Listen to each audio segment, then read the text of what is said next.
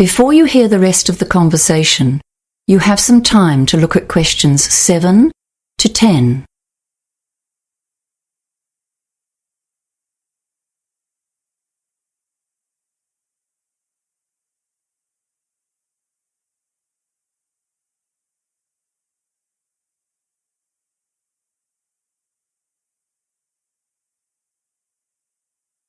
Now listen and answer questions 7 to 10. Okay. I think the social media plan is the best option for the time being. Great. So we'll set you up today. We'll just fill in this sales form. Here's your new SIM card. I'll just need to record the number for you. Can you read me that number on the top left-hand side of the card? It's your new phone number. Yes. It's 047-877-9233. Okay, I got it. So remember, that's your new number, so you should write it down as well so you can inform your contacts. Hold on to this package that the SIM comes in.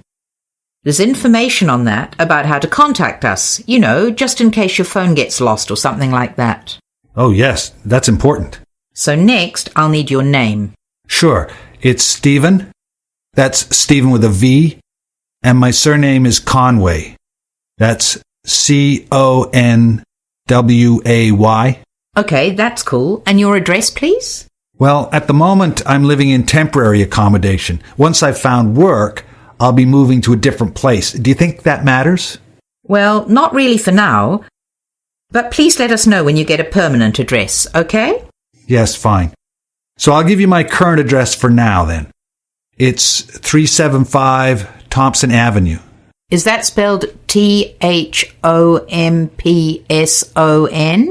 Yes, that's right. It's in Green Park. Ah, yes, okay. So the total for today is $42.50. That's the SIM card and the first month's plan. So just to confirm, I'll be able to get the SIM card today and start using it immediately? Yep, you've got the SIM card already.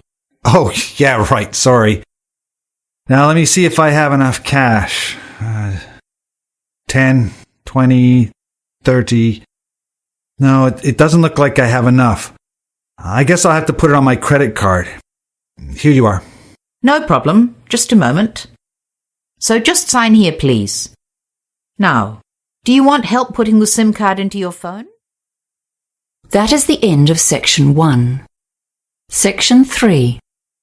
You will hear a conversation between two students, Maddie and John, who are planning a biology experiment.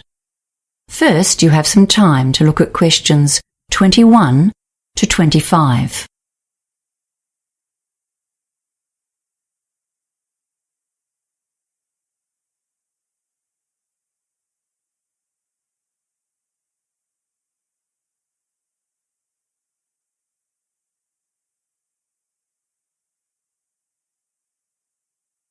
Now listen carefully and answer questions 21 to 25. Okay, John. We're studying the crabs on the local beaches, right? Yep.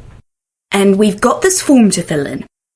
So, our idea is that we find out if there's any impact from people using the beach. And the rubbish they leave.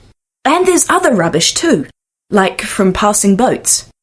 Oh, right. So our experimental hypothesis is that people's use of the beach impacts on the crabs living in the sand. To include everything, we probably need to write down human activity. Fair enough. I agree. Okay, so what are we including as our variables? Of course, the first one has to be the overall number of visitors to the beach, right? Yeah. On the form, I'll call that visitor numbers. Okay. And then another one is time of day. Yeah. I think Mr. Bin said we need to look at the beach when it's busy in the daytime, when people are running around.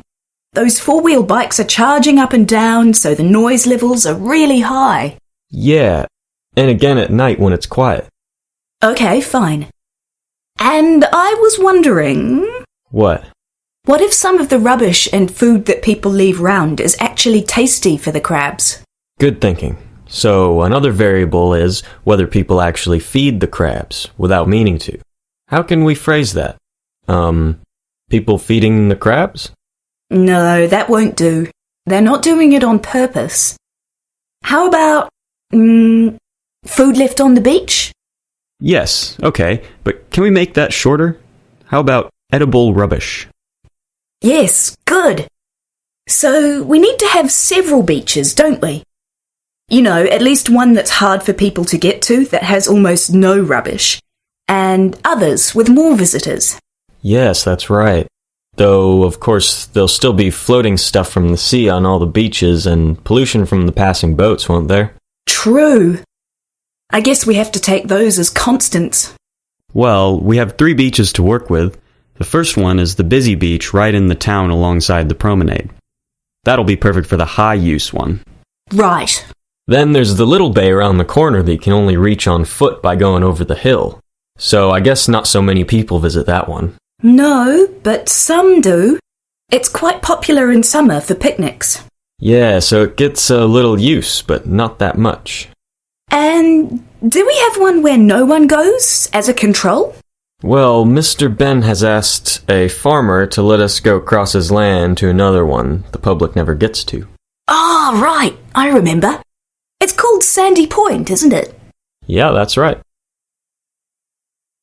Before you hear the rest of the conversation, you have some time to look at questions 26 to 30.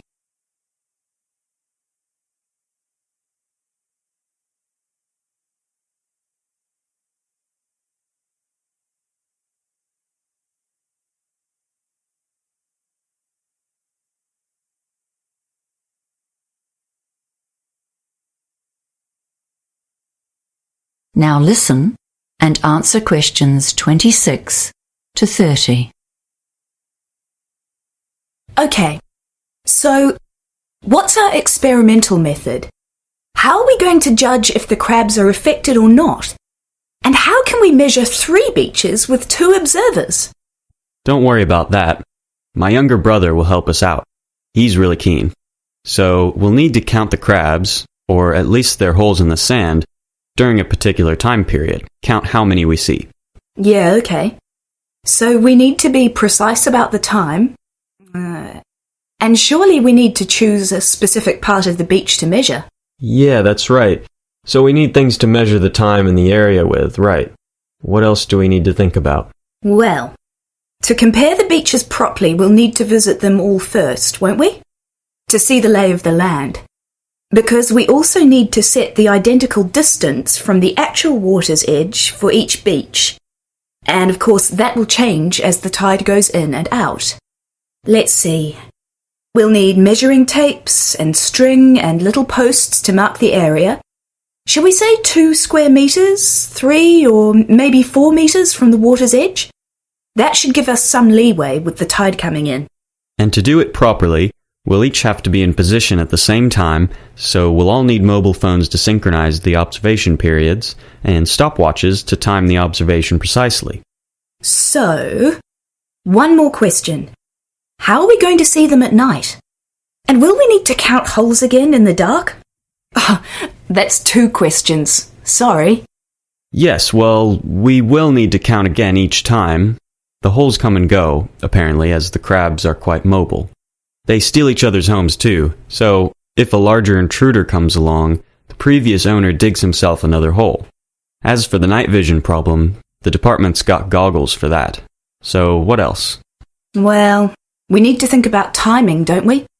Do we sit for an hour or 2 hours at a time? Let's say an hour for starters. Remember, we have to do this again after dusk. I've read that most crabs are nocturnal anyway. Yeah, so how many times do we need to repeat all this? For 2 weeks, do you reckon? Or longer? Well, that's 28 hours total observation time. That'll make it harder for doing the stats, won't it? Yeah, that's true. So, how about we go for a fortnight, adding up to 20 hours in total? That'll allow for any bad weather. Yeah, sounds fine to me. That is the end of section 3. You now have half a minute to check your answers.